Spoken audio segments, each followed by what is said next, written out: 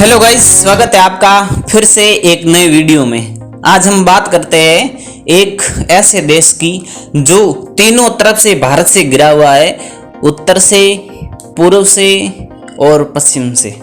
तीनों तरफ से भारत से घिरा हुआ।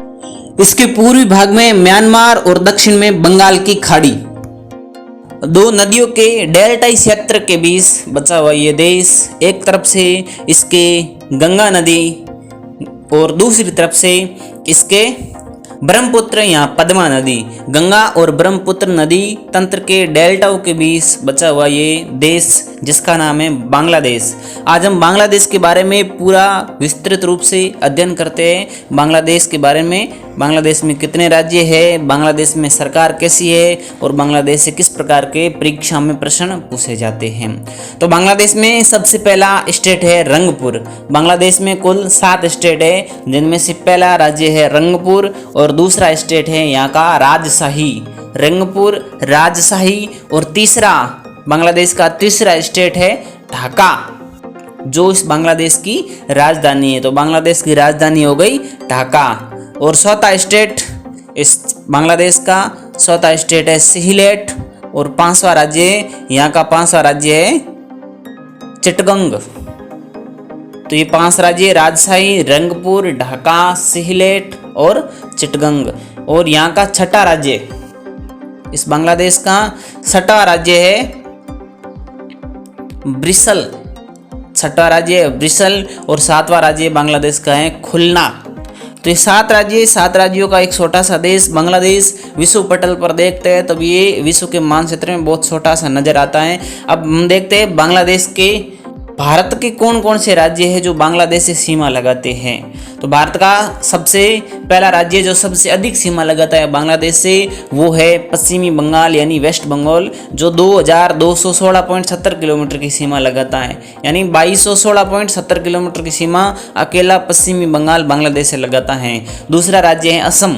असम राज्य भारत का, असम राज्य बांग्लादेश से 263 किलोमीटर की सीमा लगाता है। 263 किलोमीटर की सीमा लगाता है। और तीसरा स्टेट है भारत का मेघालय, 443 यानी 443 किलोमीटर की सीमा लगाता है मेघालय बांग्लादेश से।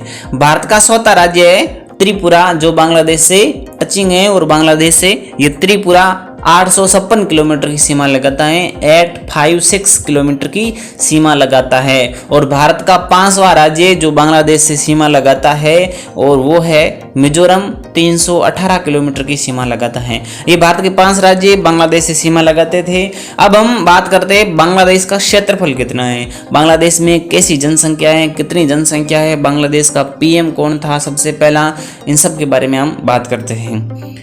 तो बांग्लादेश का कुल क्षेत्रफल 1,48,460 वर्ग किलोमीटर, जो कि विश्व में 94वां स्थान रखता है, 94वां स्थान। और इसकी राजधानी है ढाका। आज़ादी, बांग्लादेश आज़ाद हुआ था 16 दिसंबर 1971 को ये आज़ाद होता है। और यहाँ मेजर धर्म हिंदू, मुस्लिम, सिख, ईसाई और बौद्ध। और सबसे पहले पीएम थे शेख मुजीबुर रहमान। शेख मुजीबुर रहमान जो शेख हसीना के पिताजी थे। अब हम बात करते हैं कुछ बांग्लादेश की आज़ादी से पहले की, 1971, 16 दिसंबर 1971 से पहले की। दरअसल 1947 में जब भारत आज़ाद हुआ तब भारत के साथ ही एक पाकिस्तान और एक बांग्लादेश, ये 2 टुकड़े पाकिस्तान के ही हिस्से में थे। जो अब वर्तमान में पाकिस्तान है, इसको पहले पश्चिमी पाकिस्तान और जो अब बांग्लादेश है इसको पूर्वी पाकिस्तान के नाम से जाना जाता था। पश्चिमी पाकिस्तान के द्वारा ही यहाँ पूर्वी पाकिस्तान में शासन किया जाता था। इन 2 देशों के बीच की दूरी अधिक होने के कारण एक ही सरकार के द्वारा यहाँ शासन चलाया जाना बहुत मुश्किल था। यहाँ की दूरी लगभग 1800-1900 किलोमीटर से भी अधिक की थी। एक ही समय में 2 देशों पर एक ही सरकार के द्वारा शासन चलाया जाना बहुत मुश्किल हो गया। यहाँ पर भाषा का भी फर्क है, अलग अलग भाषाएं हैं, दोनों देशों की अपनी अपनी अलग संस्कृति है, दोनों देशों का अपना अपना अलग पहनावा और अलग ही रहन सहन है। इस वजह से ये दोनों देश एक दूसरे के विपरीत थे, एंटी थे। तो पश्चिमी पाकिस्तान के सबसे मुख्य नेता थे मोहम्मद अली जिन्ना, जिनकी बदौलत ये पश्चिमी पाकिस्तान बना था। और पूर्वी पाकिस्तान के सबसे मुख्य नेता थे शेख मुजीबुर रहमान, जो कि अवामी लीग पार्टी से संबंधित थे।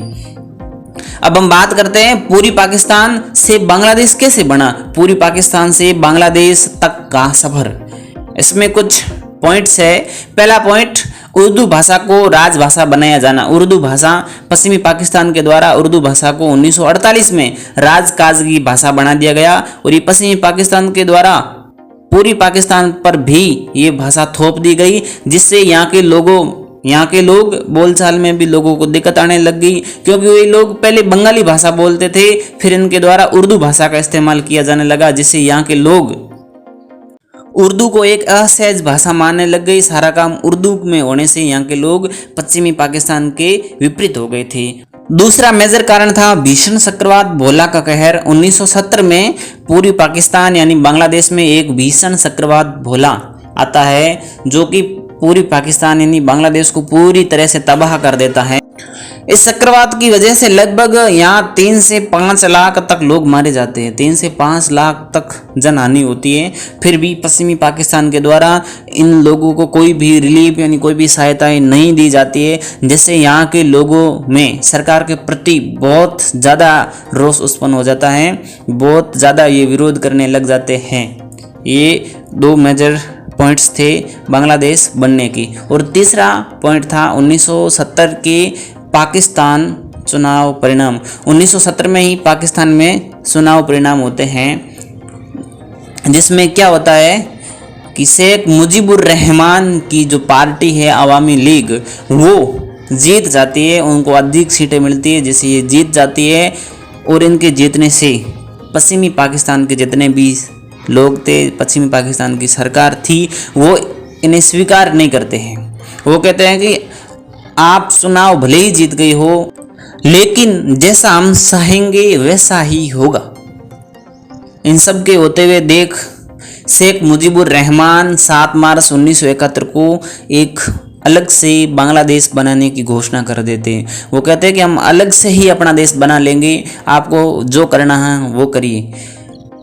चौथा मेजर पॉइंट्स था 1971 का भारत पाकिस्तान युद्ध। बांग्लादेश बनने का सबसे मेन पॉइंट यही था, भारत पाकिस्तान का युद्ध। 1971 से पहले बांग्लादेश में जितनी भी छोटी मोटी झड़पें होती है, वो सब अब एक बड़ा विद्रोह का रूप ले लेते हैं और इन विद्रोह को कुचलने के लिए पश्चिमी पाकिस्तान के द्वारा सेना भेजी जाती है, सेना का प्रयोग किया जाता है और इसमें इन सेना के द्वारा बांग्लादेश में महिलाओं और बच्चों के साथ बलात्कार और हिंसा जैसी घटनाएं करते हैं। इन उपद्रवी घटनाओं को बढ़ते हुए देखकर यहाँ के लोग पलायन करना शुरू कर देते हैं और पड़ोसी देशों में जाने लग जाते हैं। बांग्लादेश से लाखों लोग पलायन करके भारत में शरणार्थी के रूप में चले जाते हैं। शरणार्थी की संख्या ज्यादा होते हुए देख भारतीय सेना को एक्शन में आना पड़ता है और भारतीय सेना के द्वारा पाकिस्तान की सेना पर अटैक किया जाता है और पाकिस्तान के लगभग 93,000 सैनिकों को आत्मसमर्पण के लिए मजबूर कर दिया जाता है। उस समय भारत के प्रधानमंत्री श्रीमती इंदिरा गांधी थी और इंदिरा गांधी जी के द्वारा ये एक्शन लिया जाता है और आखिरकार पाकिस्तान की सेना के द्वारा घुटने टेक दिए जाते हैं। उर्दू भाषा का राजभाषा के रूप में उपयोग, भोला चक्रवात का कहर, चुनाव परिणाम और भारत पाकिस्तान युद्ध, इन सब घटनाओं से जूझते हुए आखिरकार बांग्लादेश 16 दिसंबर 1971 को बांग्लादेश एक स्वतंत्र देश के रूप में विश्व पटल पर अंकित हो जाता है। तो बांग्लादेश 16 दिसंबर 1971 को आज़ाद हो जाता है। अब हम बात करते हैं वर्तमान में बांग्लादेश में कौन क्या है। तो वर्तमान में बांग्लादेश के प्रधानमंत्री है शेख हसीना, जो कि अभी ही हाल ही में बांग्लादेश से इस्तीफा दे करके विदेश में भाग जाती है। बांग्लादेश की प्रधानमंत्री पद से इस्तीफा दे देती है और राष्ट्रपति है बांग्लादेश के मोहम्मद शहाबुद्दीन। तो प्रधानमंत्री शेख हसीना, राष्ट्रपति मोहम्मद शहाबुद्दीन। दोस्तों, ये था बांग्लादेश के बारे में एक छोटा सा वीडियोज। आपको कैसा लगा कमेंट करके जरूर बताना। इस चैनल को सब्सक्राइब करें, लाइक करें और शेयर करें। बहुत बहुत धन्यवाद आप सभी का।